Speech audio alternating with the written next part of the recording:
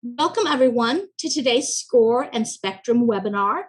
It's a panel discussion on successful business owners sharing how to restart your business post-COVID. And our moderator today is going to be Sue Shapiro. For the webinar, you are in listen-only mode, meaning that your audio is on mute. We do recommend that you maximize your Zoom window for an optimal experience. And we will have opportunity for Q&A. So submit your questions at any time via the Q&A feature at the bottom of your Zoom window, and we'll just hold on to your questions until we start taking questions from attendees. We are recording the webinar, and that will be sent to you on Monday. So keep an eye out in your email for that. With that, let me turn things over to Tim Contato to tell you a little bit about SCORE. Thank you, Kendra. Good day, everyone, and welcome to the 5th webinar for Spectrum's Business Insights, Ideas to Empower Today's Business Owners. This one is entitled A Panel Discussion on Successful Business Owners Sharing How to Restart Your Business Post-COVID. My name is Tim Contato, and while I'm not one of your webinar presenters today, I have been a certified SCORE mentor for the last 5.5 years. For those of you not familiar with SCORE, I'd like to take this opportunity to tell you a little bit about the SCORE Association. Sometimes known as the Advisors to America's Small Business, SCORE is a nonprofit association comprised of over 10,000 volunteer business counselors in over 325 chapters throughout the U.S. and its territories. In existence for 55 years, SCORE members are trained to serve as counselors and mentors to aspiring entrepreneurs and business owners. SCORE chapters offer mentoring services, workshops, and webinars similar to the one that you're about to see. Advisory board services for more established businesses, business owner roundtables, which serve as peer networking groups for entrepreneurs, and information resources like templates and instruction booklets through their websites. SCORE mentors are experienced business executives with specialties and expertise in a variety of disciplines like marketing, finance, accounting, and many other fields. They are available to help businesses in all stages of a business's development, whether it be pre-startup, startup, or even ongoing concerns. And as such, SCORE mentors are trained and encouraged to develop ongoing relationships with their clients, meaning more than one-time meetings, but hopefully series of follow-up sessions to help promote success. So you may be asking yourself, the one thing that you certainly want to do is look at the webinars that we have right now. This one, that we have coming up at the end of the month is Successful Pricing, which I will be leading. And I hope that you can visit and register for that one as well. When you go to this website, you also have the opportunity to look at any of the previous webinars that were there in turn. And I hope you take the opportunity to watch them. So you may be asking yourself, how do I avail myself of the free help offered by SCORE? Well, first, you can request a mentor by going to www.score.org and clicking Find a Mentor. Click that, Kendra. Enter your zip code, fill out a mentor request form, and a mentor will reach out to you to schedule a session. Really, it's as easy as 1, 2, 3. The New York City chapter of SCORE is pleased to partner with Spectrum Business to bring you this series of training webinars. And like I said, when you go to the website, you'll be able to access the previous other webinars for free so that you can view them at your convenience and leisure. We'd like to thank Spectrum Business for underwriting this series of webinars. And in that vein, Jennifer Ingram, the Vice President of Marketing, Small and Medium Business, who normally attends these webinars, was unfortunately not able to come to this, but she sent us a message that Kendra will read for you. Kendra? Yes, thank you so much, Tim. So Spectrum Business provides internet, voice, TV, and mobile solutions to small businesses across 41 states. And Jennifer asked me to share with you the following.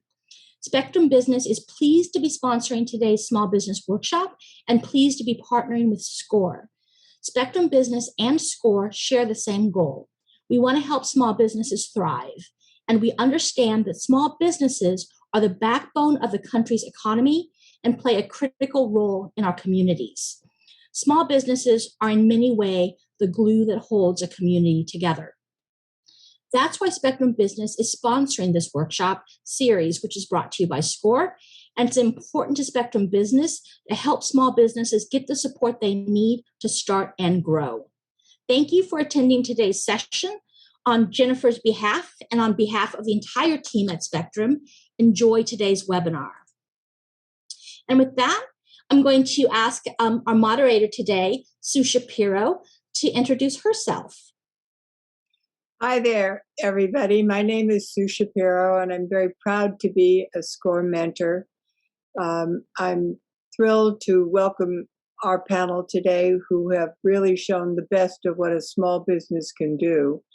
And please, any of you who are listening who are thinking, oh, gosh, I'd love a sounding board, I'd love some help, don't hesitate to contact us. Our services are always free. In any case, it was a tough year, 2020. We lost family, we lost friends, we lost businesses, a very tough year.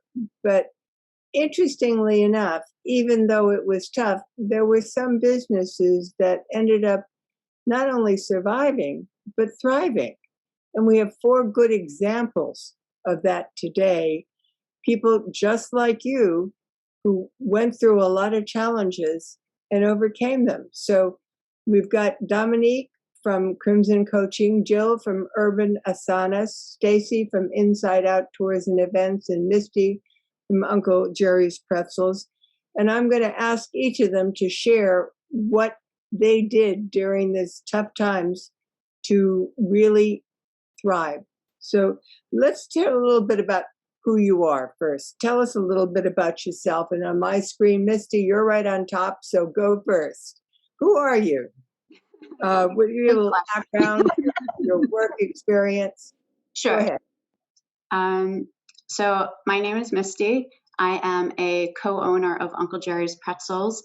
My father is my business partner, and he started the business about 35 years ago. I joined him 13 years ago after working in community and workforce development.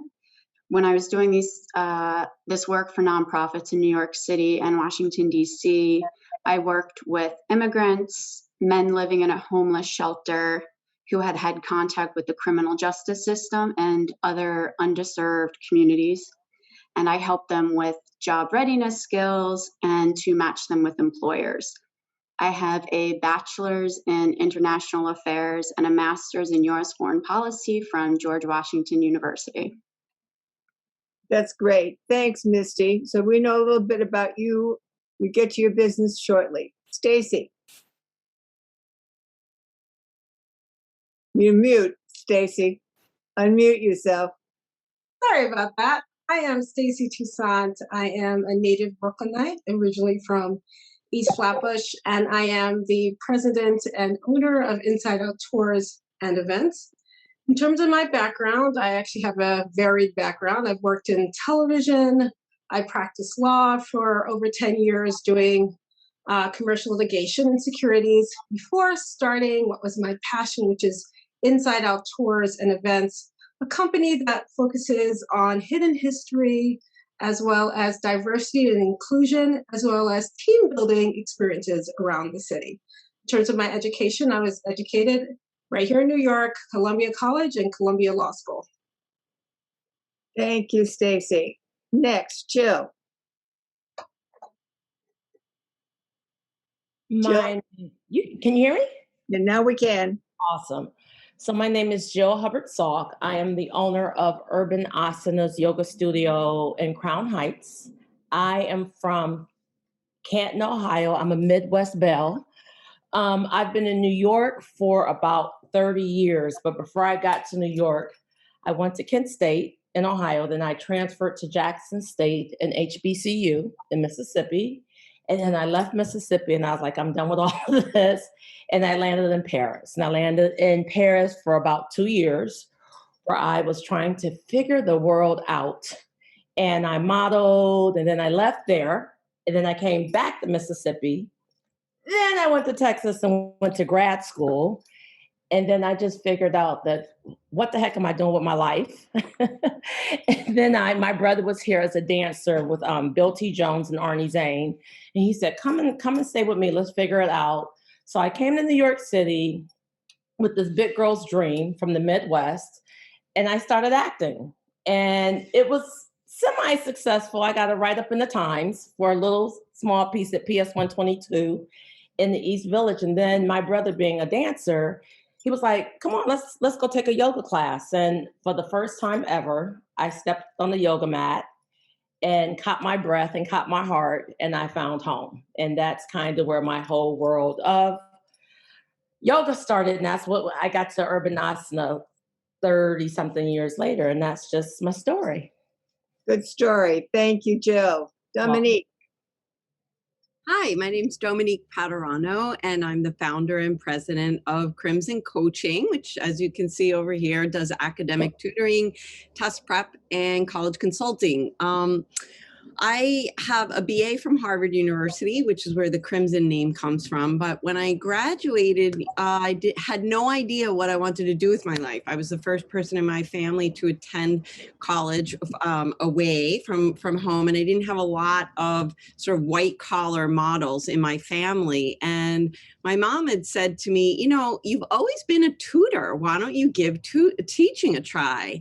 So I did that, and I worked in the classroom for 10 years. But after I got my PhD and did a bunch of teaching, I kind of wanted another challenge. And so that's where Crimson Coaching was born in 2014. And it allows me to kind of work one-on-one with families and kids to meet their needs. And I just love it. I've never looked back.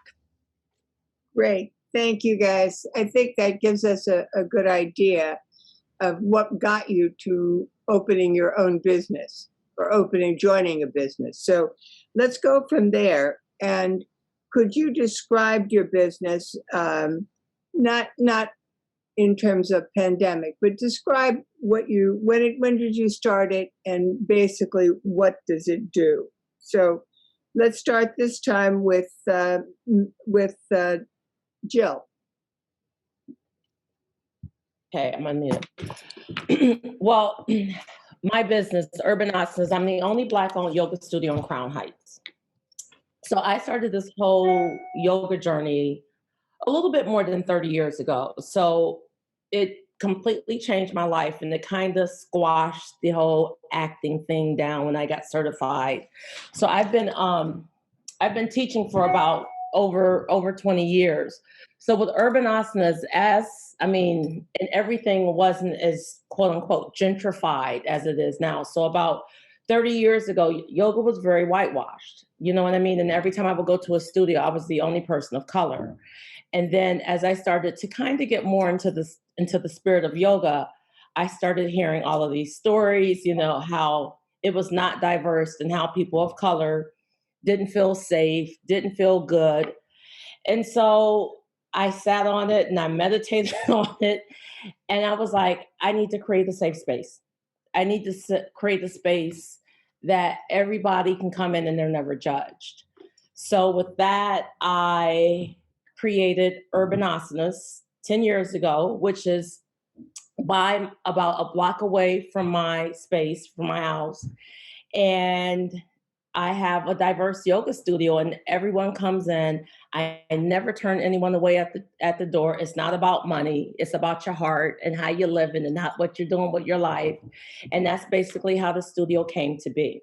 And that's what it is. So let me just interject there. I do have a wellness studio next to my yoga studio as well. And I just opened that about 2 years ago. Jill, what is asanas for those who are not familiar with the term? Sorry to talk over you. Asana means posture in Sanskrit. Urban postures. Good. Okay. Thank you. You're welcome. Again, tell us about your business, Stacey, and when did you start it, and what does it do, or what did it do pre-pandemic? Yes, so Inside Out Tours, we are a tour operator and also a destination management company. So before COVID, we were handling tens of thousands of customers from around the world, our primary markets being Europe, Australia, Latin America. We got some people from Asia, and also a lot of people from the domestic market. What makes us distinguished is the fact that we are involved with inclusive storytelling. about New York. So that's actually one of my passions. Having grown up in the New York City public school system, and really not learning the history of many people other than sort of these European American people who were, that were said to have shaped this country. It was really important for me to tell the story of everyone.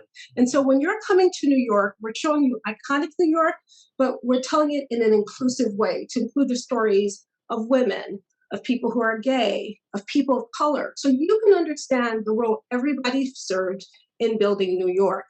And in addition to that, we do team building events as well. Can you explain what a destination management company is?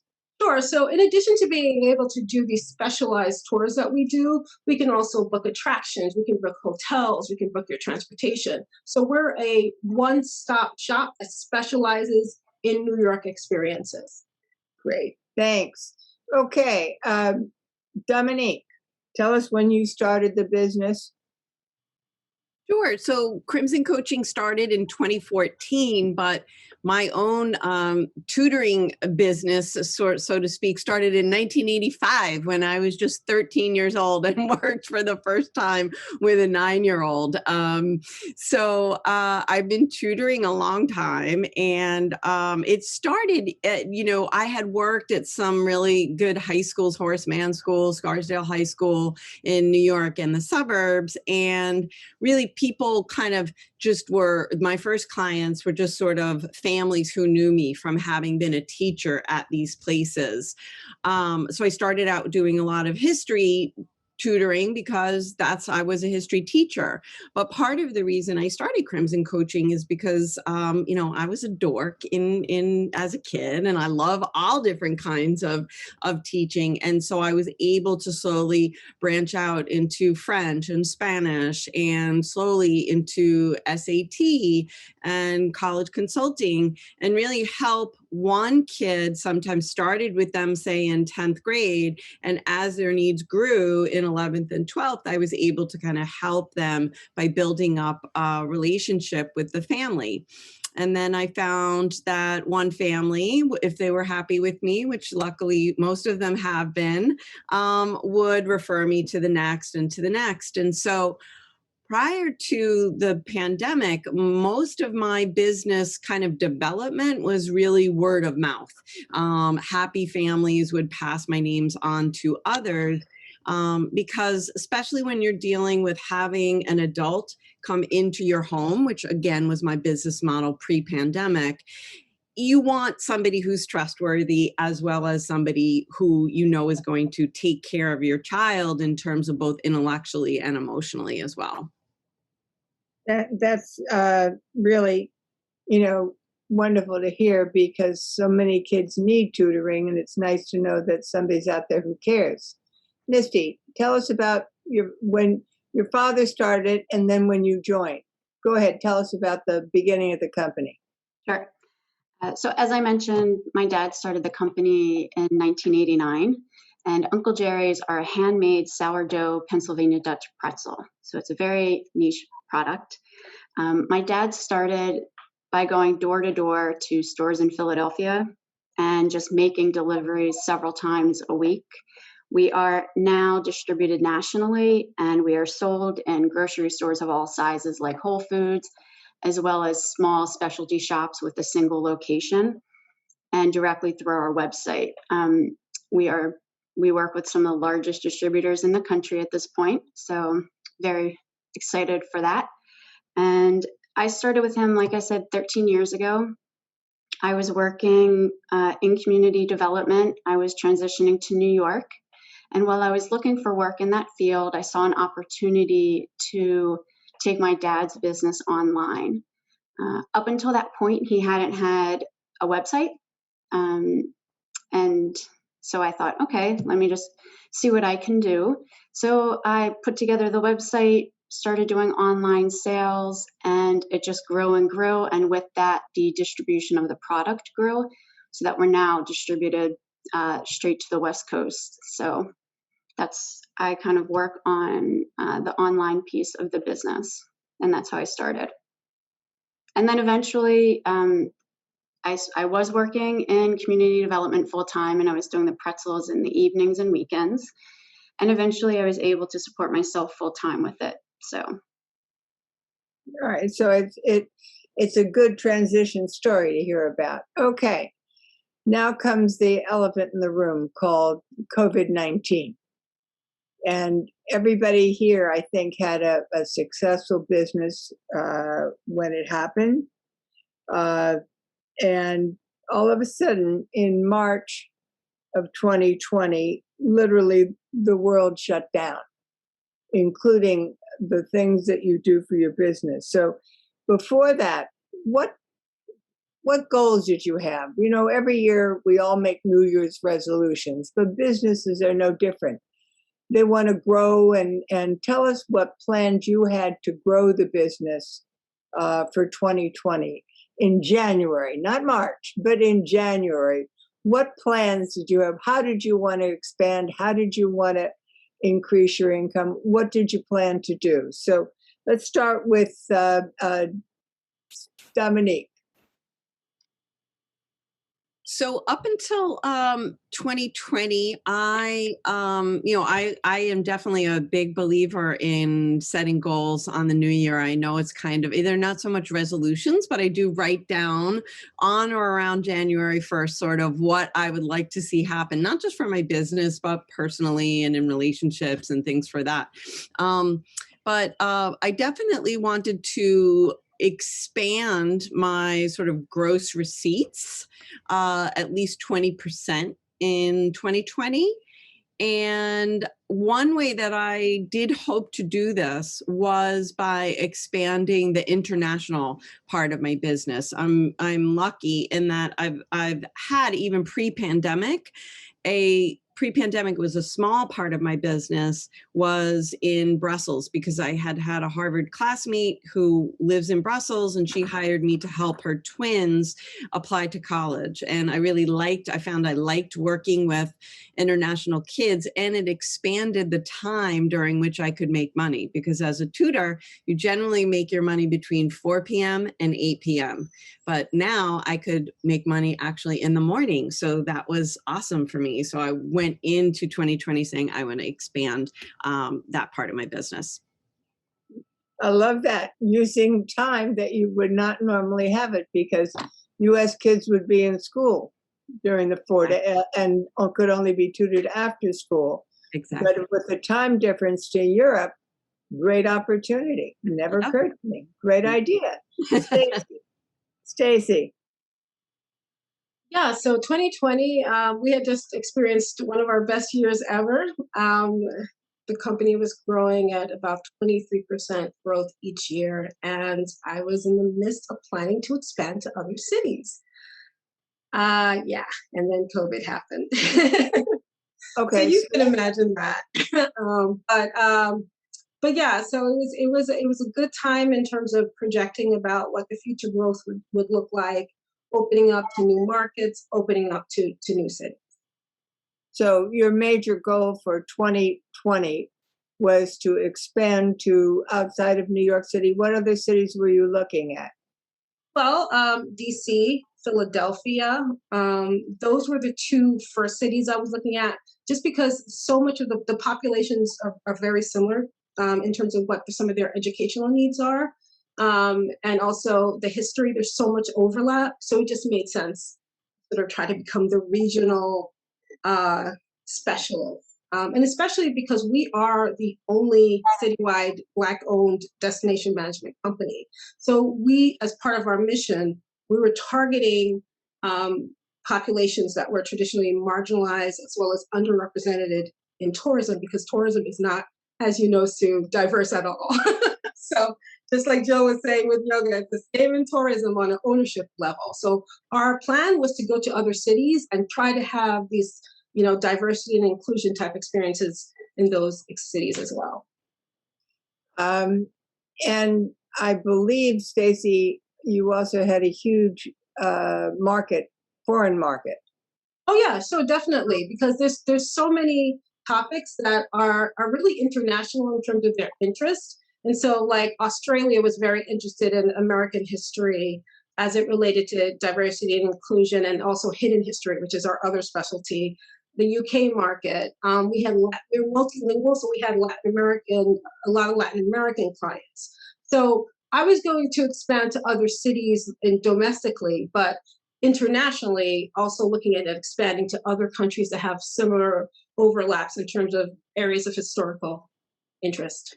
So you were at that point in 2020, what proportion of your business came from overseas? At least 50%. 50%. Yes. 50% of your people flew into New York and took your tours. Exactly. Okay, so we kind of know what's coming after Then that. Never fell. Tell us about, what plans you had for what were your New Year's resolution goals for Jerry's Pretzels? World pretzel domination, right? I had so many plans. Yes. Like Stacey just mentioned, I had experienced continuous growth at about 25 to 30% since I've been in the business with my father. So we expected that. We had some very specific goals. We talked about opening a retail storefront in Philadelphia, which is where we're strongest. I really wanted to focus on increasing our corporate gift sales. A lot of financial, legal, other types of corporate firms will send gift baskets at the holidays to their clients. So I was really looking to expand that part of the business. I wanted to launch a new variety. I wanted to start using other carriers for shipping. And of course, I really wanted to focus on social media and making the branding cohesive across everything and really coming up with a strong strategy. And then, March happened. So what proportion of your business was corporate gifts? Roughly. I would say during the holiday sales, it probably was up to 20 to 30%. It's a major portion. If you're in the food business, I think or most industries, that the holidays are when you can really make your most money. And therefore you planned on seeing what you could do to increase corporations to give gifts to other corporations as well as employees and correct. And that was the goal. And it's a normal, understandable in regular days goal. Understandable. Okay. Jill, tell us what New Year's resolutions you made to expand your business. Well, just for clarity purposes, I don't do resolutions. Okay. It's just a failure. So I can wrap my head around goals. Okay. So I was just opening the wellness studio. And so with the wellness studio, it's 3 rooms and practitioners come and rent rooms. So I had acupuncture, I have an esthetician, it's massage. And so I was just thinking of okay, I have the yoga studio, I have the wellness studio.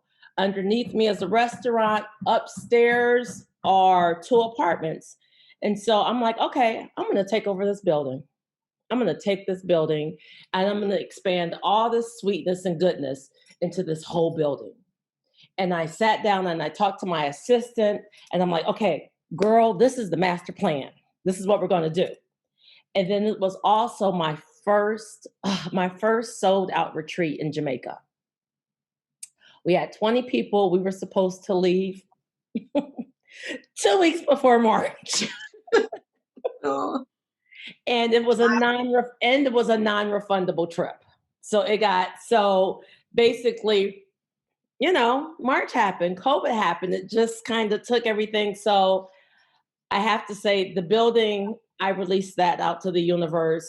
However, I did finally make the retreat just at the beginning of this year, but it was very it was a challenging thing because we did do a retreat in the middle, not in the middle, but kind of at the end of COVID. I was in Jamaica in January, and a lot of people were not, a lot of people were disenchanted. So, I mean, many lessons learned, a slice of humble pie, but lessons learned. All right. So like Misty wanted world domination for pretzels, you wanted world domination for yoga in Brooklyn. Yes, ma'am. As wellness, as well as taking over part of Stacy's travel industry, a little bit of everything you're probably going to teach as Dominique is doing. We understand that. Okay, now comes March of 2020.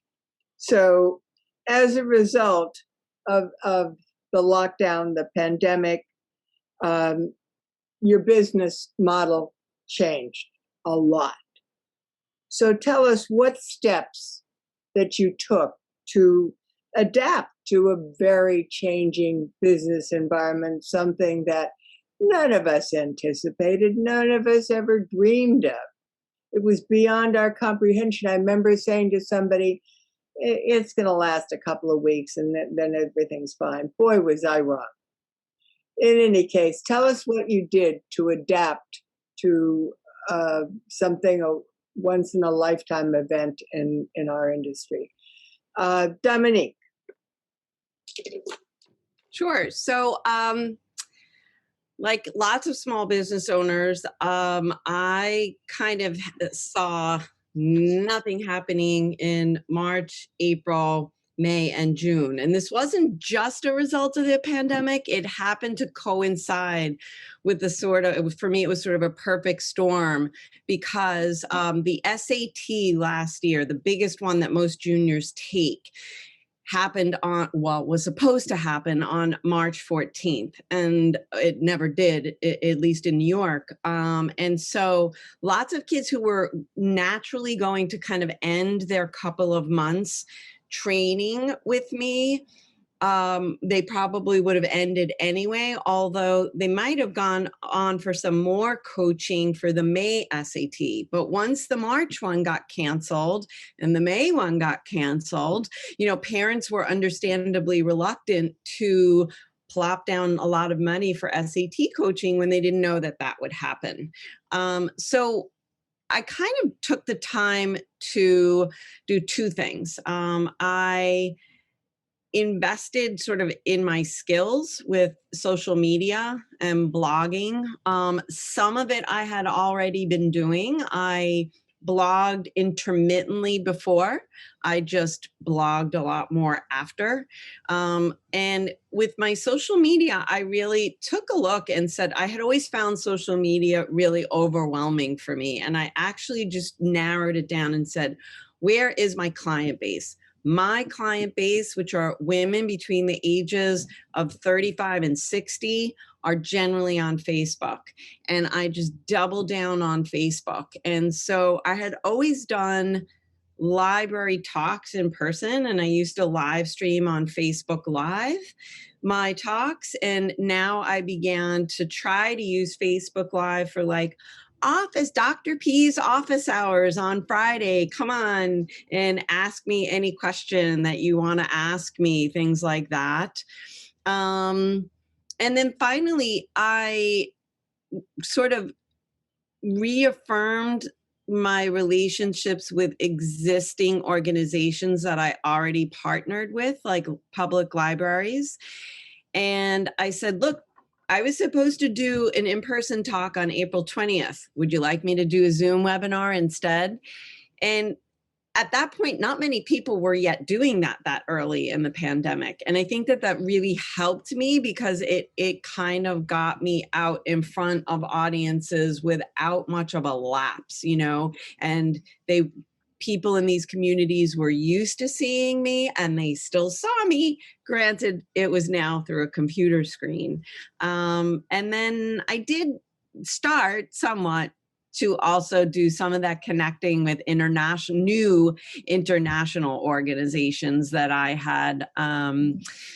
had set out to do in January of 2020. But as we'll hear a little bit later, I wound up getting so busy in the end part of the year that kind of quickly fell off the radar. So those are the things that I did in sort of the immediate post-pandemic lockdown.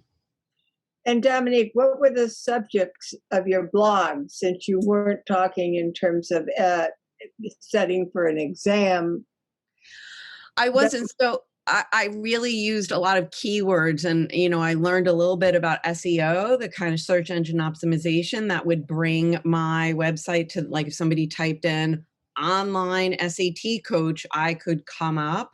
And not that I blogged just for that. I was always trying to give my readers interesting tips, but I did definitely do that with in the back of my mind, having the website function as an advertisement, so to speak, on Google. One of the things that I learned in the past year is helping is the new selling. It absolutely is. And I think so many people, I have gotten many clients who have come to my webinars through public libraries, which they attended 2, 3, 4 times for free. But what also, I think trusting is the new selling, right? They needed to trust me as an expert. They needed to like me as somebody who they could interact with on a daily basis. And many people have told me, yeah, I mean, you seemed like a real person, right? And my fees are not cheap. And I don't blame people for wanting to know that they will be able to actually enjoy dealing with me after they clunk down that chunk of money. Great. Jill, tell us what what happened to your studio come March in the lockdown, and what did you do, or what did you try to do to make a living under the circumstances? Well, I completely shut down, and I had to release 12 employees, teachers and practitioners. And the first day I did it, I remember I was still trying to wrap my head around, how could I get to Jamaica for the retreat? And I was still just in my mind.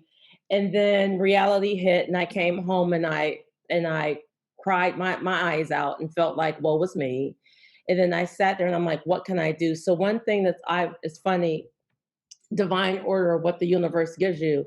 I always had this fear to teach yoga in front of a camera. I'm like, you can just get me, come live. That's the best we got. And then next thing you know, it's this thing called Zoom.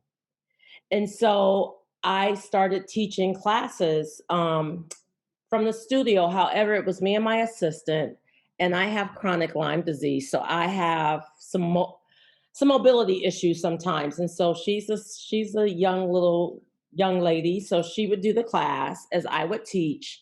And the benefits of it is that people who had moved out of the city or moved out of the tri-state area, now they had accessibility to me. So something that was kind of like a pain in the neck kind of turned out to be a bit positive. So I just had to kind of figure out the angles, figure out the mics. And so that is basically what I've been doing since I've been closed. You know what I mean? And it's been such a blessing in disguise. And it's gotten me, I always say you have to get uncomfortable to get comfortable. So now I've gotten that muscle. And so now I kind of like Zoom. Excuse me for saying that. And then I have also too, even outside of that, I have some private clients who completely kind of took me right over the edge to help me just kind of balance out everything. So that was my saving grace. So had to be tough closing the studio almost overnight, and the wellness. And literally all the people who used to come in no longer came in, and you had a rent situation. So life had to be very difficult. It was. However, I have to say, and as I'm presenting myself, I've always been optimistic. I mean, it's like, is your glass half full or is your glass half empty? However, for me, whether it's half full or whether it's half empty, I have a damn glass. I have a glass. So, I mean, that's always been, I mean, I always knew COVID wasn't going to take me down. I was going to survive this no matter what, by any means necessary. That's good to hear. We want to hear more. Misty, tell us about you. What happened to you? Sure. So I'm sure you all remember how people were flooding into stores and buying toilet paper.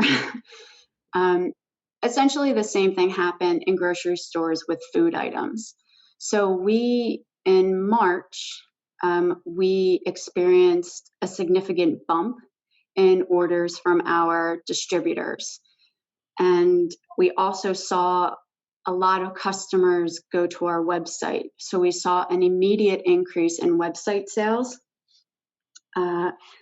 Unfortunately, at that time, my dad's delivery business in Center City, Philadelphia, collapsed.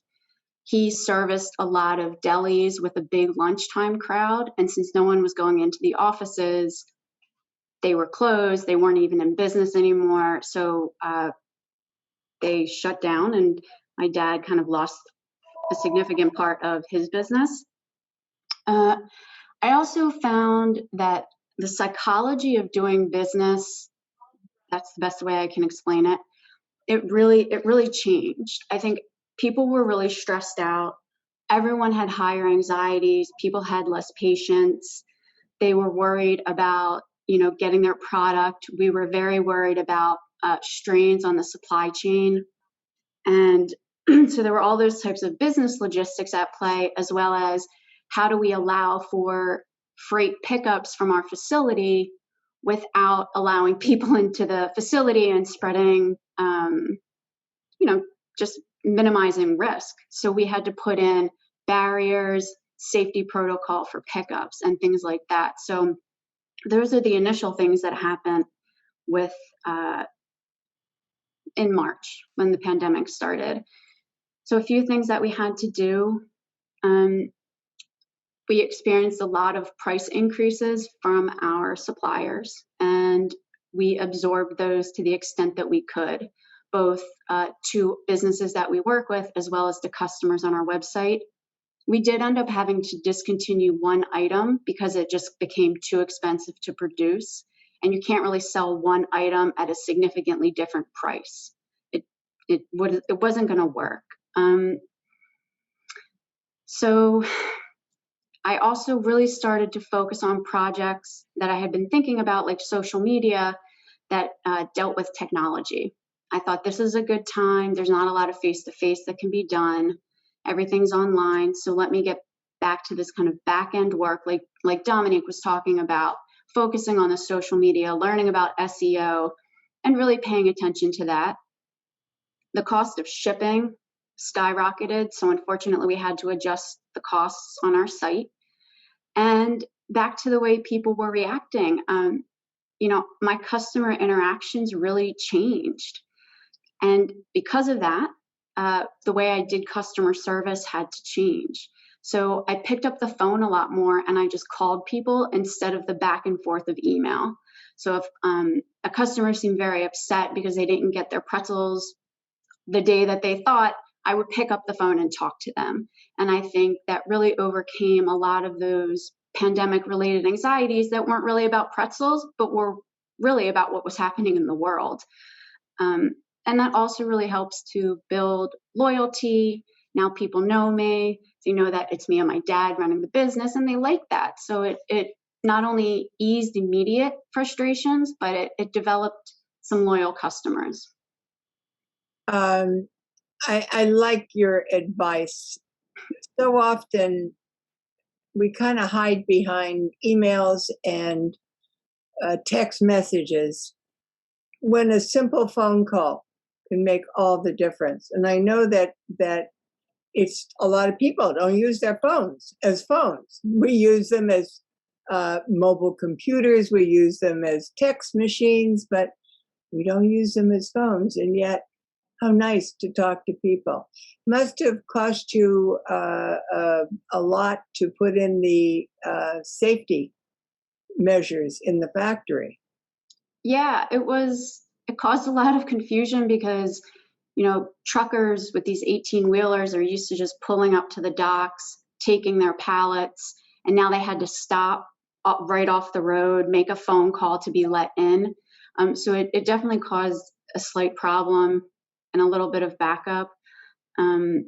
Also, my dad was still making deliveries, so we had to make sure that him and his driver assistant was safe. So we put a lot of protocols in place. We put cleaning supplies into the truck and made sure that everything was available when he was in the city. It certainly was a scary time. Some things I think that you did appeared to work. Tell us what worked and what didn't work, because business is a trial and error, even in regular times, but even more so in COVID times. So let's start with Stacy. What worked? What didn't work? So what we ended up doing was pivoting into virtual experiences, as well as also beginning to ship out goods. So what do I mean? Our diversity and inclusion experiences, we developed a series of 360-degree tours that would range from a bunch of topics, you know, and we started target corporations with those tours because, of course, the corporations. I apologize, Stacy. I never got to you on the last question. So Okay. we'll get to what worked and what didn't in a minute. So, Okay. so go back to what did you do as a result? Obviously, you're no longer a receptive tour operator, putting people in buses and driving them all around New York because nobody's coming. Well, actually, we always had two sides to the business. We had what we called FIT, which was individuals and small groups, and then we had large groups, people. So as soon as the governor said that people were allowed in the streets because an area was a yellow zone, we started to run our FIT tours. And there's one tour, the Slavery and Underground Railroad tour. It was so popular that even during the pandemic, people were coming to that tour. So what we had to do was provide them, like we had app technology so you could be distanced. Of course, everybody had to wear a mask, but we kept running those tours. The other thing that we did was I cut people's hours. I didn't let them go, which was a really hard decision because I saw my losses accumulating. But my idea was that if I can keep them, they'll help me transition into this new world. And I did. And so what ended up happening was my remaining staff ended up helping me create a whole other side to the company, which I'm now going to spin off into its own entity. So we're going to spin off inside our virtual experiences into its own company because there's so much of a demand for it. And this isn't going away because corporations are hybrid now, really, many of them are. So we ended up creating all these virtual experiences and then expanding into classes, including mixology and cooking classes, where we would ship kits nationally to people and then feature local talent, local mixologists, and local chefs. So this ended up being something that saved the company because you're right, so many people were gone. They were just gone. You guys remember walking through the empty streets of New York. And so something had to be done. And so I just had to go through this process. But I have to say one thing, nothing like crisis to tell you who your real friends are. I saw my clients for who they were. I had some clients that came to me and said, Stacy, we know we owe you tens of thousands of dollars, but you know what? We're going to work out that payment plan with you, right? We'll figure it out together. And I had other clients that absolutely disappeared and gaslit me the entire time. But the thing is, I also learned about myself. who do I want to be? And I was like, after that period was over, and now the city's opening up again, those same clients, well, actually, it was like really one big client that did it. I was like, I'm not going to do business with you anymore.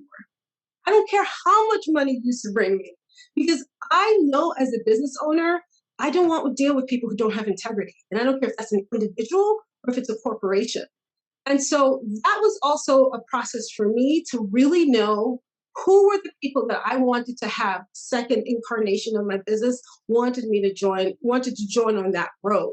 So, I mean, it was this time has been an eye opener. And that, I think, in a way, with all the disaster, has been a blessing, because people showed you who they really were. And so I'm doubling down on the relationships with the people who have integrity, and I can continue to work with. And I am not dealing with people who didn't.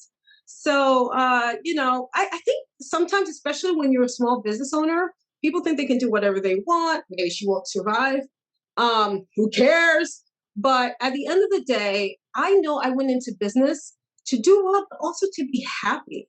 And I got to see who was who during this whole entire time. And I'm not going to forget that lesson. So that was one thing that also happened.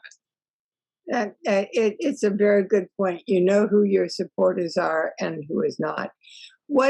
Describe, if you would, we all know what a walking tour is. We all know what a bus tour is. What's a virtual tour? How do you do a so what's wonderful. So we have this 360-degree technology with embedded images, and we tell the story of New York using this technology. So that's for our tours that are history-based, whether they're hidden history or diversity and inclusion. And then for our classes, we just use, just normal Zoom. But what we'll do is we have customized boxes that we'll send to the corporations so that they can have this as a team building experience with their employees. Great. Okay, now go back to my question that I started with before. And go ahead, Jill, what worked and what didn't? So what worked and what didn't work? What didn't work? Well, what didn't work was sitting in my house being woe was me. That surely did not work. And so what worked was, and another thing I had to, in order to teach, I had to get all of this microphone equipment, and upgrade my camera, and just a whole wiring and film stuff that I had to get. And at that particular time, I did not have the money. And so another yoga studio in the city, and I'm going to say their name because out of respect, kind of like what Stacy said, who's cutting for you and who's not cutting for you? This yoga studio did a fundraiser for my studio. And it was right in the time at the beginning of the whole George Floyd marching and all of this. And they did a fundraiser, and it gave me an opportunity to go get all of this equipment to start Zooming my class. So I didn't do a lot of things that didn't work because it was a fitness studio. It was considered a gym. So my hands were basically tied. So I didn't, you know what I mean? So I didn't say, well, I had to do this. Basically, I had to get off my bum, lick my wounds, figure out how to make this sound system work and this visual, audio and visual work, and start Zooming classes. And that's basically what happened for me. You had said you had a fear, a concern about teaching in front of a camera. Yeah. So how much practice, what did you have to do to overcome that fear? Oh my, you know what? It's a muscle. If you don't use it, you're going to lose it. So, I mean, I just had to take it for the team. I just had to go out there and throw myself out there. And I have to go with Stacy. I have such an amazing community where I am. Like it's beyond anything. And if I fall, they're going to be there. So whether I felt that I looked pretty stupid doing the Zoom and just all over the place, they were like, Jill, it's working. And they were affirming what I was doing, and that helped. And so I was like, okay, I got this. And now it's kind of funny because I've opened, and now I'm trying to figure out how to teach a live class and how to teach Zoom simultaneously. Which is difficult. Oh my God, it's one of the most challenging things ever. Why do I think you'll overcome it? because I sorry. Dominique, what worked, what didn't? Well, my Facebook Live office hours failed miserably. I had not one kid show up, but that is not surprising because kids aren't on Facebook. The parents are. And so I generally found that my other tech efforts really helped. The blogging helped enormously, so much so that I am now getting lots of inquiries from clients, potential clients from across the country and across the globe because they've put in online essay coach and they've told me I come up, which is great. So my planned kind of to get more international clients also worked just through improving my SEO. But the other thing that really worked was connecting with other organizations and building those relationships because so I happened to relocate like many people in the city. I moved out to Long Island and intending to be here for at least part of the year. And so I've now developed relationships with a dozen new libraries, and I've given over 20 webinars out here since January of 2021. So that's great. And I also did a little bit of the connecting with organizations abroad in that I gave a podcast interview, or I was featured on this podcast and gave a free webinar for American Citizens Abroad, which is an organization that helps Americans who live abroad with taxes. And it was, it was the sort of thing where I just happened to mention that webinar in my monthly newsletter, and somebody who's known me since 1993 and is on my newsletter list and who works for the State Department said, "Oh, wow, I know ACA," and became a client because of that. So you just never kind of know when something is gonna actually get somebody to convert into a client. And I just kind of felt like all of those things had to be done. And the result was that my business didn't increase 20% in 2020. It increased over 100% in gross receipts in 2020. So I had my best year ever in business by far, and my best single July, August, September, and October ever. So I'm hearing so far from so many of you the importance of networking. yeah. Working with other people. You're not, again, using that concept, helping is the new selling. And by networking, you end up with getting clients, getting people, getting more business than you had before. That's great to hear. Misty, what worked and what didn't for you? Sure. I'll start with the networking. One thing I did was I connected with SCORE and found a mentor, and that has been invaluable. I like that one. That's great. And these panels, actually, if I wasn't a panelist today, I would probably be watching it. So things like this have been really helpful and interesting.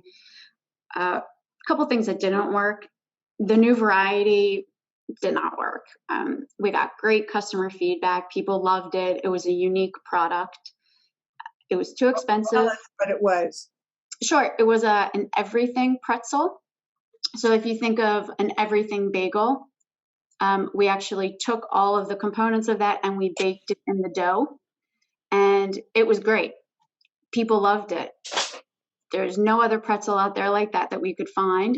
And it was really breakable, so it didn't ship well, and it was just very expensive to produce. So despite the customer feedback that we got, we had to discontinue that. So that was disappointing. My grand plan of increasing corporate holiday gifts fell flat. No one was in the offices, no one was shipping, no one was having parties. In fact, one customer that I've worked with for about 12 years, he usually does a large order every year to all of his tenants. And I never heard from him. I reached out a couple of times, and finally I called him, and then he emailed me back and said, people aren't going to be sharing food. So I'm not going to be able to work with you this year. People aren't using, we have bigger bags. He said, it's just not going to happen. So that was just an example of why the corporate gift structure just wasn't going to work this year. We did, like so many, exceed sales projections largely through our website. The social media stuff has started to take off. I'm listening to Dominique talking about blogging and SEO and realize I need to face it and just do it. It is not something I enjoy. I don't like Instagram I'm not on it personally, so that's hard for business, obviously. But with social media, everything is driven by data and analytics. So it has been helpful to kind of sit in front of my computer and really analyze the data and how it's translating into real sales. And it's an iterative process. So I'm constantly doing something, letting it play out for a few weeks, and then evaluating it. So that has actually worked out quite well. And building that customer service and loyalty, through phone calls, through follow-up, that has worked. And I think I mentioned finding a mentor and just connecting with resources and friends that I know are in different industries that I can talk to about what's happening. Again, networking, same type of thing. I'm curious, you go through the Google Analytics, and are you able to determine your visitors, what pages they spend time on, what product? Yes. And how do you use that information? I don't. I just file it away and pretend. I did it. I looked. Now I can move on. There's lots of free resources out there that you can add the code onto your website, like Google Analytics, but there's lots of other services. And there's like heat maps where you can see where people are scrolling and clicking. And then there's you can watch the video of them moving through the website, and then you can see when they drop off.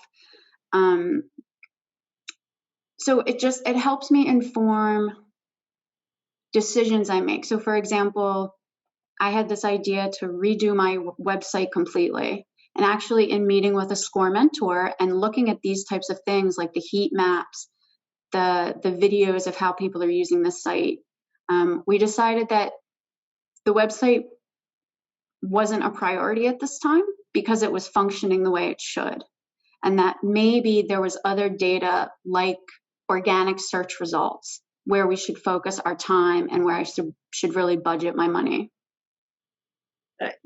Being able to narrow down, because much as we'd like to think we can't do everything. There's only so many hours in a day. There's only so many days in a week. So, although I'm sure everyone on this panel has tried. You're probably right, but being able to narrow it down helps you mentally as well as business-wise. Now, Stacy, sorry, go back to the question. What worked and what didn't? Oh, so group tours virtually work. FIT tours where individuals and small groups come do not work. And also what I learned was that just targeting the general public for my virtual experiences didn't work, but targeting private corporations, nonprofits, educational organizations that are looking to have content for their staff or for their clients absolutely works. And so that has become my focus. Actually, shipping, when you come to shipping, I'm a novice at shipping, Misty, your old hand. But when it's shipping, it's its own world, let me tell you. So Like one thing that we did is like kind of like a mess up. We were shipping like different cocktail kits, and we were like, let's put in these fresh ingredients. They'll last across. And the client was like, this is goofy. And I was like, oh, you need a new cocktail instead. So you learn like the stupidity of stuff like that should be obvious, but it's actually not obvious. And that's why I always say the way you learn your product is by selling. Because there you can plan all you want, but at some point it's just the selling and actually making mistakes that you're going to really figure out how to properly present your product to your clients. So we figured out that stuff. But yeah, there were some mistakes in the beginning. Can you describe what the cocktail team building? Yeah, sure. So we have thematic, just like our tours are thematic. So we have a New York Speakeasy collection where you get these historic New York drinks like the Mary Pickford, Bee's Knees, Old Fashioned. These are historic New York drinks. And so we'll send you all the ingredients and we customize it to the group. We also do stuff. We have a Latino, we call it the Latino flavor collection. We have another that's based on drinks that were either influenced by women or made by women, a women's liberation collection. So just all these different thematic drinks that you can enjoy with your team. So it's a lot of fun. Like people love it, but it's like silly stuff. Like the little details is what gets you with shipping. And the costs are extraordinary as well. So you better put some margin in there. The costs of shipping are, whoo! So there's no doubt when you start something new, you're going to make a mistake. It would be impossible not to, but the beauty is learning from it. But the whole idea is by coming up with this New York theme, you also help a corporation who has employees scattered all over the place to feel part of the organization. Yeah. So how has that worked out?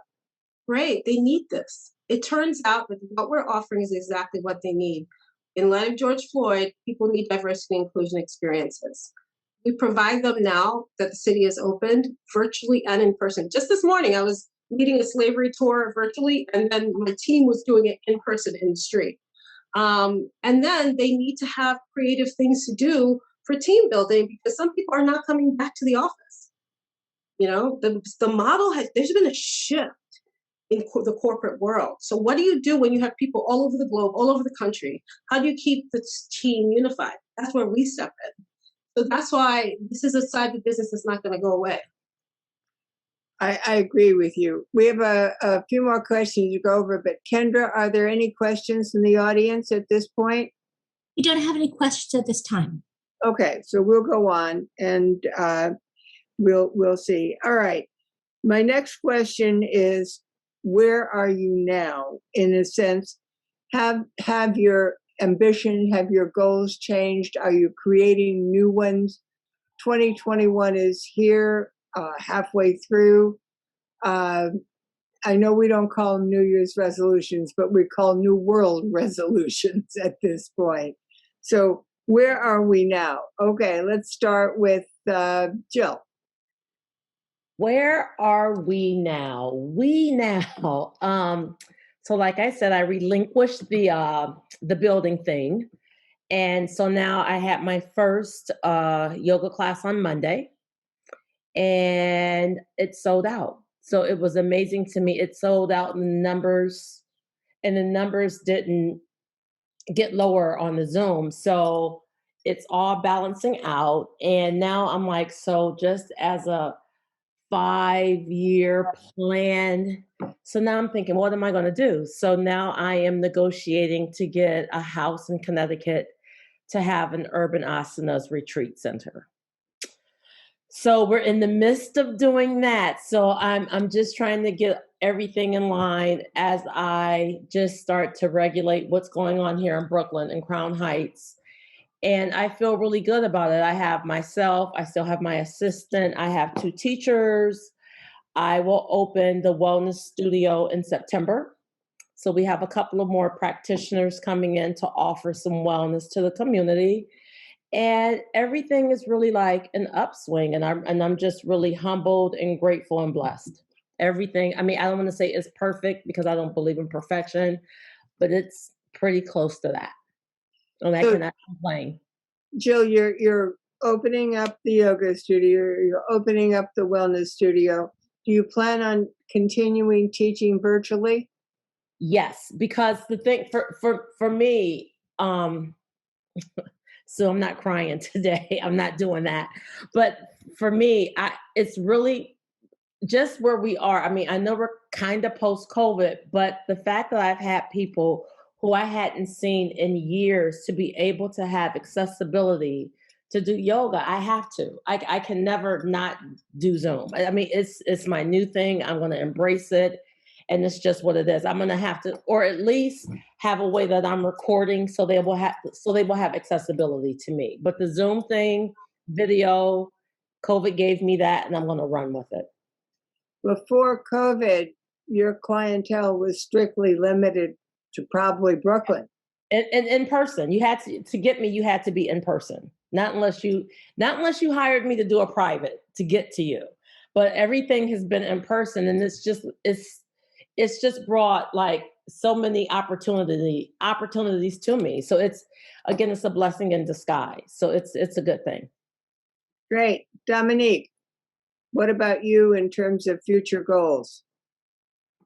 Well, I'm already seeing a shift, right? Because for a full year, online worked great for me, right? But as I continue to get some long distance clients, like I just got one in Los Angeles, I did just lose one in Massachusetts who said that her daughter wanted to work with an in-person college counselor. So for me, my goals are pretty much the same. I think I need to continue to reach out to organizations near me so that if and when people want tutoring for their children that's in person, I will kind of be out there in the front of their minds. Oh yeah, I just saw that person at my local library. I can call her up. And at the same time, my international client base, they're obviously happy to work online with me, and that I think will continue, and I just need to keep on the blogging and keep on, hopefully at some point over the summer, I'd like to redouble my efforts to reach out to various international organizations like American clubs, Harvard clubs, so that I can start delivering webinars there and introduce myself to their audiences. What are some of the topics that you spoke at the libraries or offering the libraries? So I speak a lot about the college application process and what kids can do, for example, when they're in 9th and 10th grade. How does it look? What should your 11th graders be doing? But then also, because I was a teacher for so many years, I have talks on study skills and note-taking, things that really aren't covered today, as well as, one of the new ones I developed during COVID was how to succeed as a digital learner, because I think that was something like for kids who are already floundering with organization pre-COVID, it was, staying organized during distance learning was a nightmare for those kids. And so, I tried to address their needs as well. That is something that libraries can really offer their readers, their members, that they wouldn't have otherwise. So that's a great asset. Stacy, how about you? Have your goals changed? Have your ambitions for the company changed? What are they? Long term, no, but short term, yes, because the reality is that my industry was eviscerated by COVID. I mean, the borders are still closed. I mean, let's be real. My historical business is dependent on when the borders open. Luckily, there are some groups who are coming back, like Latin Americans are coming back. I hear that Biden is talking to Boris Johnson about opening up, the border between the U.S. and the U.K. But I do know that the historical business will return. And when it returns, it's probably going to return at a bigger level because people are so starved for travel. But I would say, yeah, my goals have changed. My goals have now become to grow the virtual side of the business as I wait for the historical business to slowly open up and to slowly come back. And then as tourism stabilizes, to continue in my plans to expand. I think that you're absolutely right, that when the borders open, when sufficient people are vaccinated, the United States will see a tremendous growth of European and Latin America, and even eventually from Asia business. Yeah, absolutely. And they're going to be starving for experiences to see the U.S. So I think that it's a good normal goal to go. Misty, how about you? Have you gone back to any of the goals or got new ones for this year? Yeah. Most importantly, we are still in business.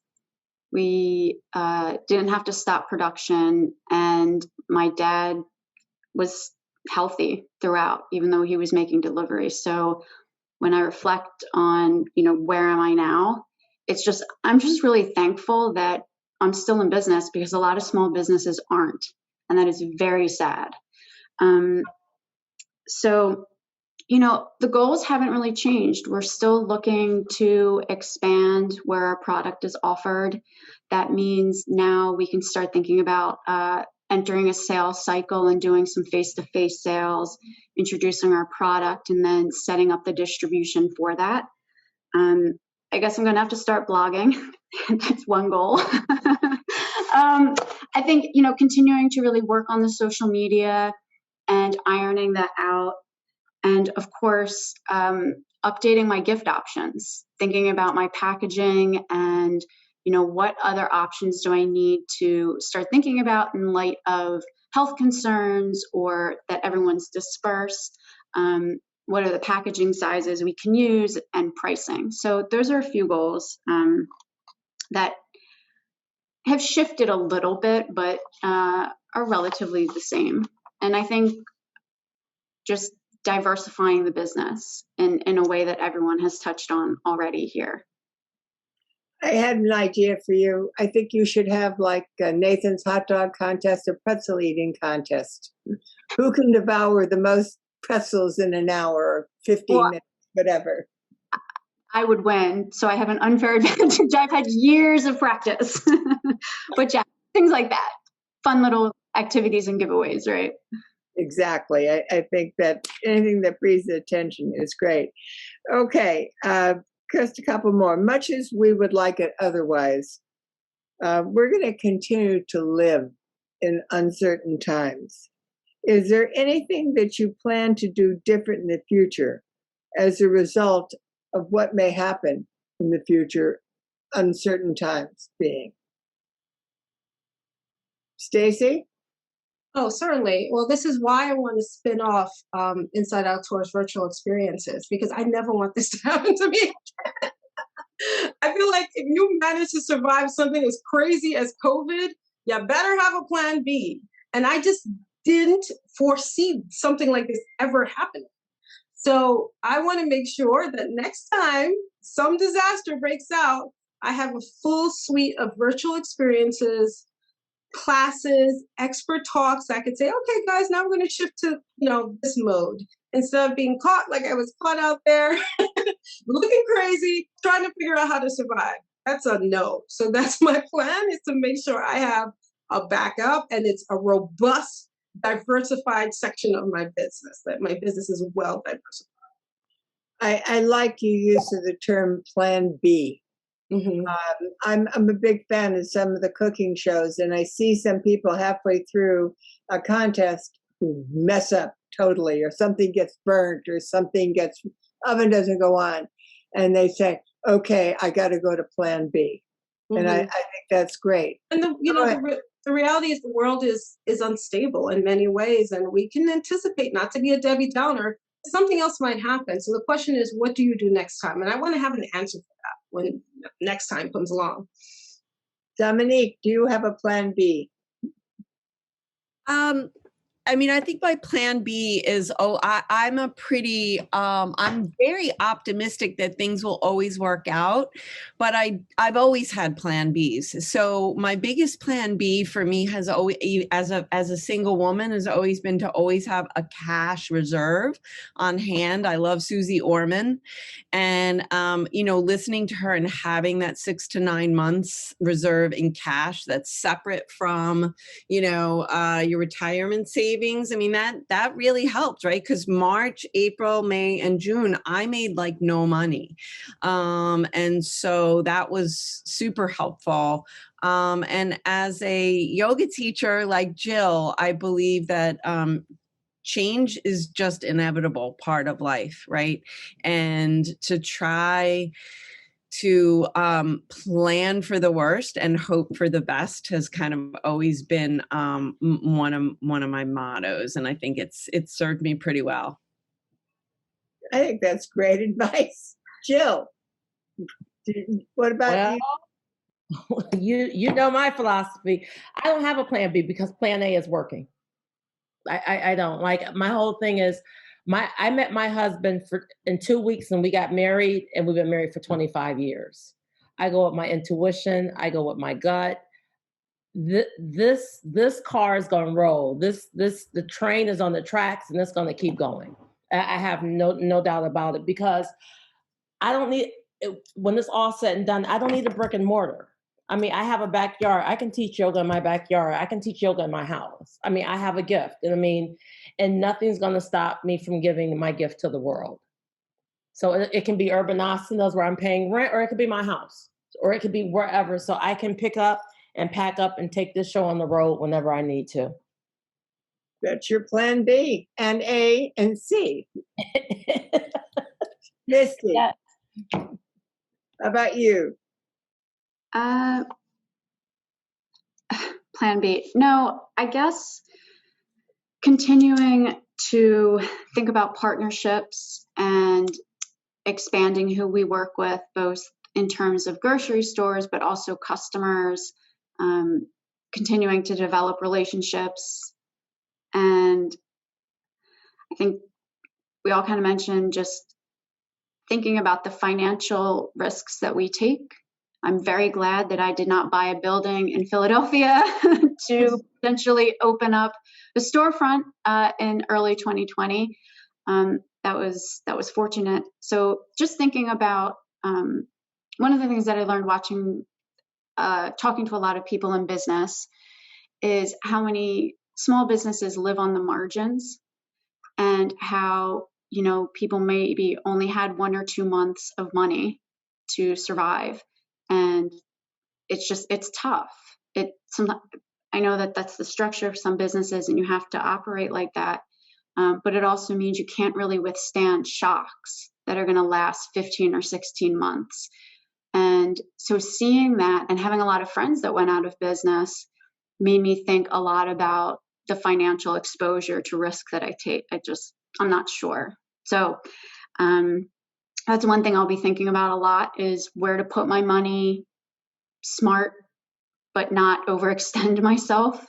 And just really continue to work on developing distributorships and more retail outlets. I hope the audience is as impressed as I am with what the panelists have had to say. So I have one last question for them, and then we'll open it up to the audience questions. Each of you overcame what would be to some others impossible odds. What keeps you going? Jill, you've only stated it, but it can't be said enough. So go ahead. What keeps you going? I can feel it coming to my heart. Because I love what I do. And every morning I wake up and I open my eyes and I give thanks. And when I teach, and when I look in, whether in person or look through the camera and see that, when I see someone and like their eyes are watering, and I can tell that I touch them and I'm affecting them, that is what gives me motivation to keep doing what I'm doing. It's just, I'm so humbled. And so I love what I do. I love what love what I do. That's what keeps me going. Oh, and I have 3 daughters, and that's what also keeps me moving. I think that you said something there that is really important. Love what you do. Because the saying is, if you love what you do, you'll never work a day in your life. It's Yeah. not work. I agree. So that's great. What keeps you going, Dominique? Well, I joked to you when we rehearsed this that having to pay a mortgage all on my own is definitely keeps me going. And I also, being Italian American, food is very important to me. So I like to eat too. So that I like to eat well. But like Jill, you know, I also love what I do, right? And I also, I mean, have spent half a career being a classroom teacher. And while I love the act of teaching, I'm so much happier teaching one-on-one and being my own business owner. And so knowing that, you know, I could tomorrow go and apply for a job as a school teacher and probably get one. But would I be happy? Not as happy as I am right now. So that kind of knowing that I'd be exhausted, tired, you know, maybe sad, depressed, whatever, by doing that is also what keeps me going now, and being able to help the kids and the families, and knowing that, you know, when I get a text, hey, Dr. P, I got into Boston University. Thanks so much for your help. You know, that kind of thing keeps me going as well. Makes sense to me. Stacy, what keeps you going? Yeah, I mean, this is like the ladies are saying, this is my calling. Like, there are stories about New York, and I'm dying to tell them. And I believe I'm telling them through my business. I'm going to eventually tell them through writing as well. And so at the end of the day, I actually think it is the meaning of what I do that keeps me going. I have definitely been tempted, because I do have the legal background, to go back into law, because I could easily do that. But every time I think about it, I start thinking about the joy I get from what I do. And I'm like, okay, I'm going to try some more. You know, that's the drive.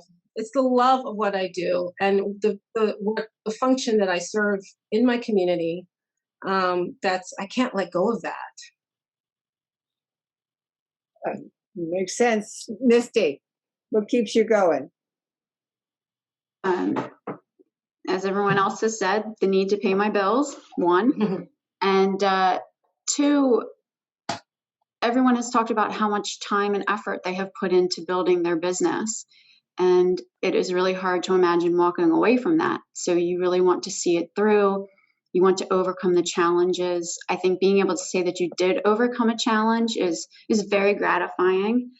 And to be honest, some days what got me through was just turning everything off and saying, I have these 3 tasks that cannot wait. I will do these 3 tasks, and then I need to just step away.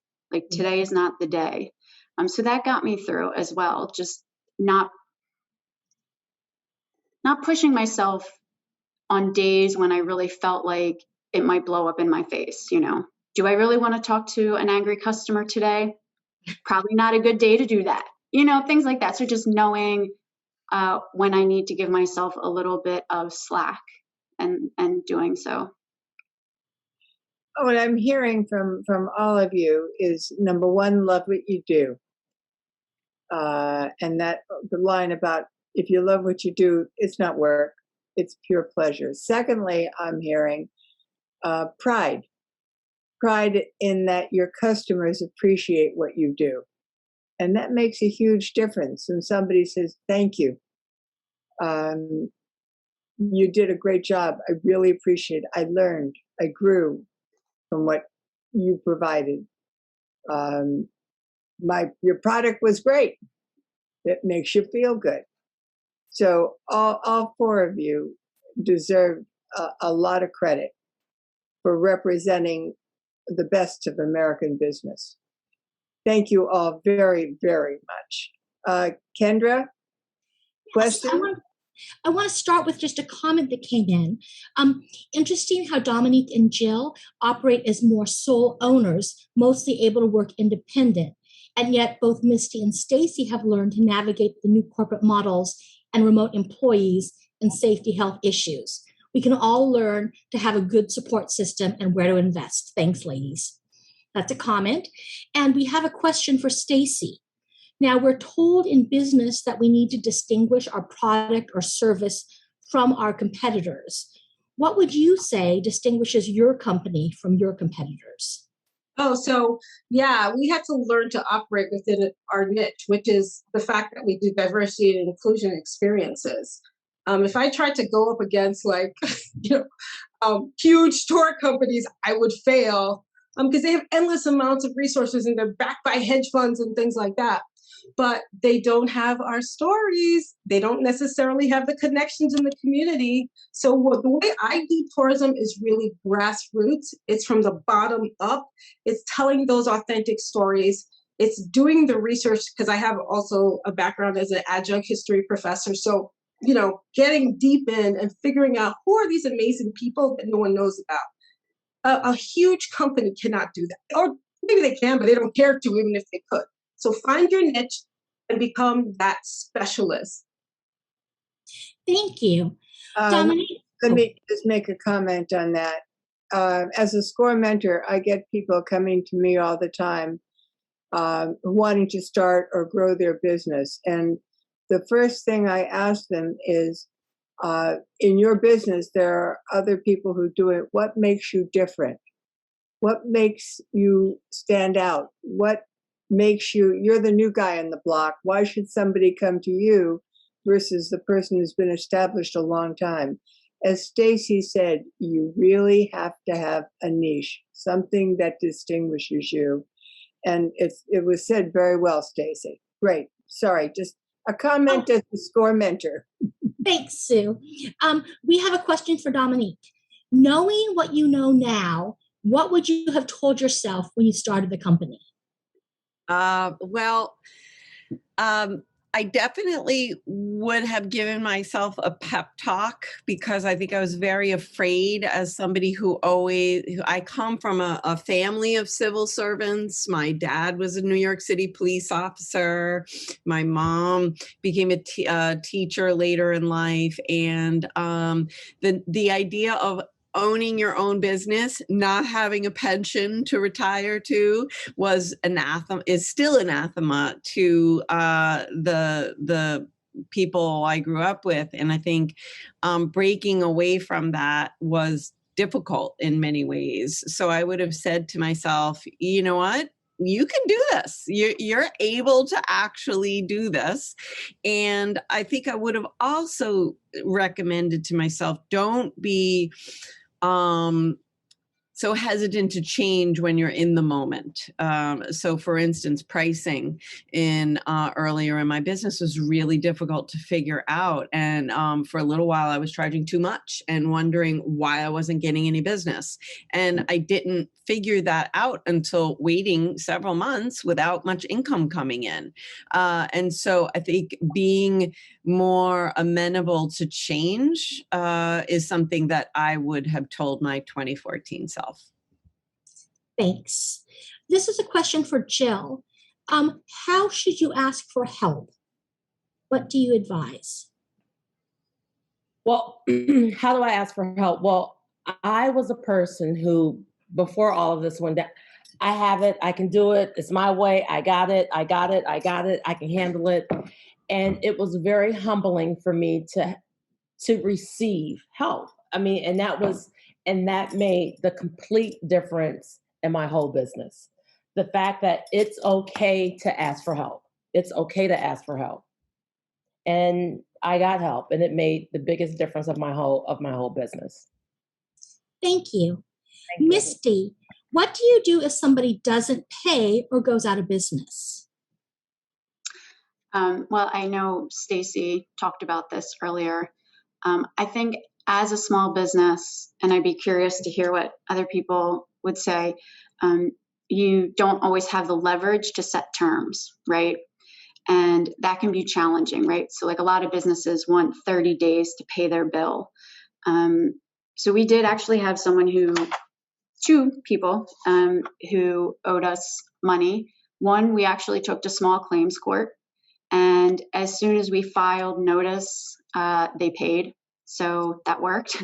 And one just went out of business and we had to just take the loss. I think, again, like setting your pricing and eventually establishing your terms. So if you want to give someone 15 or 30 days, maybe consider having their credit card information on hand in case they don't meet terms and you need to charge them later. Of course, you tell them that. Some people actually add a fee if there are late payments, like a 2% fee. So there are lots of ways to kind of think about managing your cash flow. I saw a really good panel a few weeks ago with a gentleman on funding, and he talked a lot about that. I think, Kendra, you were on it. Yes. Yeah. So that was really helpful. Just it's not fun when people don't pay. As a small business, you probably need that money, and you have to learn ways to work around it. Great tips. This is a question for each of you. So we'll start with Dominique. Did anyone achieve what they conceived before starting? So we'll start with you, Dominique. That's a great question. I think my goals were so limited when I started. I didn't really know what I was doing. So in a way, yes, I have achieved it in that, I've always been able to pay my mortgage. I'm still saving for retirement, and I've even managed to go on vacation. And I still eat well. So all, I guess my goals financially have been set. I think in terms of my professional goals, there are some that I still have that I haven't met yet. I think that's more a matter of time that I haven't been able to work on achieving those goals. But I would say in terms of the goals that I've set that I've had time to work on, yes, I think I have. Yeah. That's excellent. How about you, Jill? Have you achieved what you conceived before starting? Have I conceived before I start? Yes, everything that I put out to do, I have done. Maybe not at that specific time that I wanted to get it done, but eventually everything has been done. I mean, like the retreat it wasn't canceled, it was postponed. And now, no, I don't want the building. However, I'm trying to get a house in Connecticut. In the fall, the wellness studio will be open. My family's thriving. So everything that I've put out there and I wrote down and I prayed on and meditated on, I've received. Oh, that's fabulous. That's fabulous. How about you, Stacy? I started this company with a friend just hanging out in Brooklyn. We got on a little bus and we were like, oh, isn't this fun? Let's start a tour company. And we wrote a business plan and we just got money and started. I can't even conceive what it's become. It's become so much more than I even conceived at that time. And it's just expanding. So not only have I achieved what I thought I was going to achieve, I've achieved much more. And I think it's only the beginning, really. Excellent. How about you, Misty? Did you achieve what you conceived before starting? Have we lost Misty? Oh, did we lose Misty? I don't know. I'm here. Sorry. Okay. Yes, I have achieved lots of goals that I have set myself. I think part of being a small business owner is you're constantly setting new goals to achieve. Like, that's growth. So as I've been in this business for, almost 15 years, the things that I wanted to do my first year was I just wanted to get a functioning website, and that worked. Now my goal is to engage, with bigger national retailers. So the goal has always changed, and I have achieved the things in the past that I had set out to. Some have taken longer than I wished. And for those that I'm still working on, that's fine. I'll get there. Kudos to all of you. That's excellent. A question again for all that I'd like each of you to answer, and we'll start with Jill. What kind of mental and emotional support did you have and in hindsight relied on and value, which helped you persist and overcome the challenges of the last year? Well, part of my undercurrent is that I have Lyme disease, which completely just flipped the script for everything else, like putting gasoline on the fire with COVID. So it broke my body down a little bit, so which gave me more time to be at home and go deeper within myself and meditate a little bit more, a lot more, really, and like write my goals down, journaling. And I started to and it's funny, never wanted to do a yoga class personally on camera, to take a class. And I just started doing yoga every day, whether it was a half hour, an hour, or 90 minutes. And I practiced. So, I mean, I practiced and I meditated, and just that was my saving grace. And I also have an amazing community and amazing family. Like I definitely lined up things around me to support me. Absolutely. That's very inspirational. How about you, Dominique? I'm very lucky also to have a great family and great friends. So that was awesome. I actually also I didn't practice yoga every day, but I definitely began meditating every day. If nothing else, because I had the time to do that, whereas before I didn't have the time.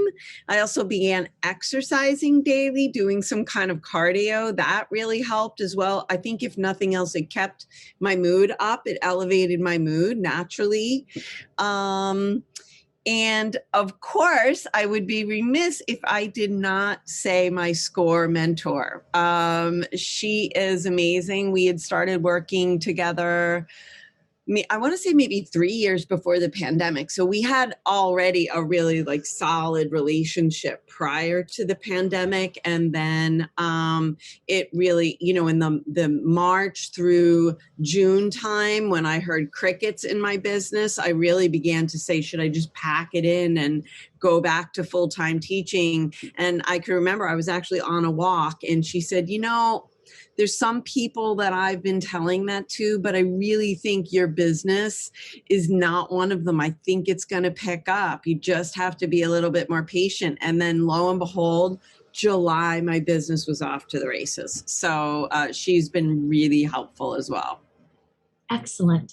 Stacy, how about you? What kind of mental and emotional support did you have? And definitely support from my family. My partner actually is a videographer and a photographer, and he helped me do, everything. I mean, when this is over, we're going to go shoot some more stuff. So, my loved ones, my son needing to being able, I have a 7-year-old, I had to keep positive. I had to have the vision because, I have responsibilities at home. And then my community, whether it's mentors, Sue is a mentor to me, for example, mentors their help, or, frankly, funding sources, finding the right grants, because I knew I was keeping all my staff. So I had to find funding. You can't do it alone. So I definitely agree with all the ladies. You have to build a strong support system. Being an entrepreneur is very lonely. And so having the support of other entrepreneurs, having the support of your friends and family, that's everything. I hear a strong theme of SCORE mentors, so I'm very happy to hear that. How about you, Misty? My dad is a wonderful business partner. He has taught me so much over the years, things that I can't even begin to figure out. He just knows. He's so patient and thoughtful in his approach to business. So, first and foremost, having him just show me and teach me and allow me to make the mistakes that I need to learn the business. Strong family, support, friends, talking to people that are struggling like me, just trying to figure it out, having bad days. I box a lot. That has helped. so like physical activity.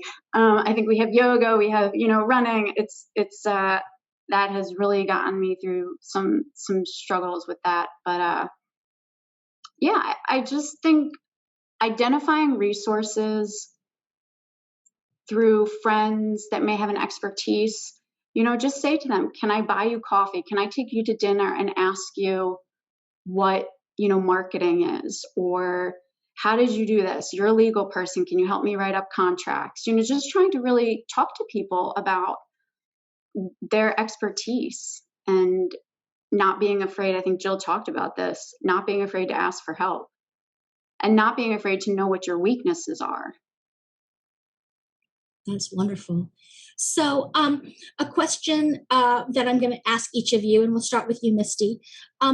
If you were to choose what was most responsible for your success to date, hard work, luck, or smarts? So Misty. Yeah, sorry, I'm thinking about that. Hard work, luck, or smarts?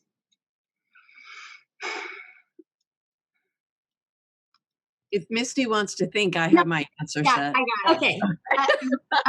First, I think someone mentioned this, having a good product. Actually, I think Sue mentioned it. So all of those, but having a genuinely good product that you represent with integrity. Stacy talked about integrity. I think that is the cornerstone of any small business and success. Liking what you sell, believing in what you sell, and backing up your word. If you say you're going to do something, you have to do it. Luck, that's part of it. Having a product that fits the bill in a certain way that people are looking for. Hard work. I learned a lot. My dad does not know how to turn on a computer. So I didn't get too much assistance from that, but it was hard work, luck, and what was the other one? Some smarts. Well, if you can teach yourself, you're smart, right? So I don't know. I think all three, none of the above, everything else. I know that's a helpful answer, right? But thanks, Misty. How about you, Dominique? I think a lot of people would assume for me it's smarts because they think, wow, you're a teacher, right? And you went to Harvard, that, your whole brand is connected with that. I do think that's actually the least, right? I think the second thing would be luck. I was lucky that God gave me a good brain. I was lucky to be born into a family that encouraged me. But I think the most important thing was hard work, for sure, because I always said, people would always think, oh, you must be really smart that, you went to Harvard or you could tutor all these things. Yeah, I'm smart, but if I didn't work hard, the brain would just be sitting there. And the brain is not what gets me cold calling 100 libraries all over Nassau and Suffolk counties to get those 10 contracts. I had a friend once who, when I first started doing in-person talks at libraries, said, oh, that's cool. How'd you get that gig? And I was like, I made that gig because I called every library in Westchester County and I made this opportunity happen for me. And so I think the fact that I've been told, and I think this myself, I'm pretty fearless and I'm like a dog with a bone that if I want something, I'm going to keep at it until it happens and not railroad people over. But I don't get so discouraged. I'll just get up the next day and I'll say, okay, let me try again. And I think that's key for any small business owner to just say, let me try again. Great qualities to have. How about you, Jill? Again, hard work, luck, or smarts? Which one was most responsible for your success, would you say? Well, hard work for sure. Hard work, absolutely. I don't believe in luck at all. I believe in faith. And it's my divine order. Like, smart, yeah, I went to college. Yeah, I'm a year away from my master's degree, but I always say it's not book smarts that got me, it's street smarts. Like, I know how to treat people, and that's kind of what motivated me, but definitely busting my butt every day. And, you know, when I can rest, I rest, and not giving up.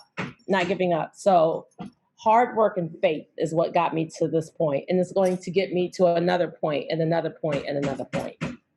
Thank you. Stacy, for that same question.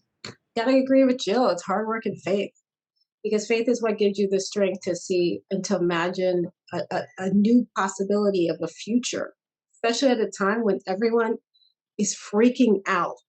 to be able to have presence of mind, to be able to see beyond your circumstances, to look around and say, what's working? What can I do? That takes faith. That's faith. And then, of course, as everyone mentioned, you have to have the hard work, the ability to say, I'm going to find and I'm going to grind for this opportunity, and I'm going to make it up out of thin air if I need to. So for me, it's faith and hard work, because I think there's a lot of smart people in this world. There's not a lot of people who are willing to take the risks that you take when you become an entrepreneur, and they are substantial.